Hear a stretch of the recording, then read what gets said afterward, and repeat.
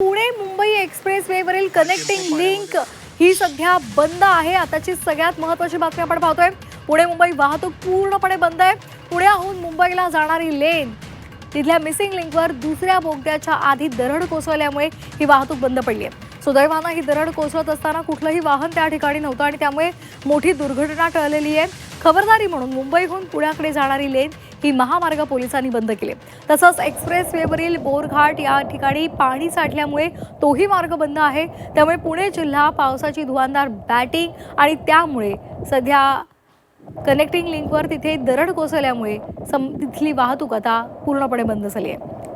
पुन्हा एकदा जाऊयात आमच्या प्रतिनिधी चैत्राली राजापूरकर यांच्याकडे। चैत्राली, मिसिंग लिंकवरची पूर्णपणे वाहतूक बंद आहे, काय नेमक्या उपाययोजना करण्यात आल्या कारण तिथे दरड कोसळली आहे आणि त्यासाठी कुठला पर्यायी मार्ग सध्या उपलब्ध आहे? निश्चितच आपण पाहतोय की हा पुणे मुंबई एक्सप्रेसवेवरील कनेक्टिंग लिंक जो आहे तो या ठिकाणी रात्री मुसळधार पाऊस पडत असल्यामुळे बोगद्याच्या आधीच दरड कोसळल्यामुळे ही जी लेन आहे ती बंद करण्यात आलेली आहे। पुण्याहून मुंबईला जाणारी जी लेन आहे ती पूर्णतः बंद करण्यात आलेली आहे। मोठ्या प्रमाणात हा डोंगराचा काही भाग जो आहे तो दरड खाली कोसळलेली आहे, त्यामुळे संपूर्ण रस्त्यावरतीच ही दरड आहे। जेसीबीच्या साहाय्याने ही दरड बाजूला करण्याचं काम आहे, मात्र मुसळधार पाऊस पडतोय त्यामुळे या कामात देखील व्यत्यय येतोय।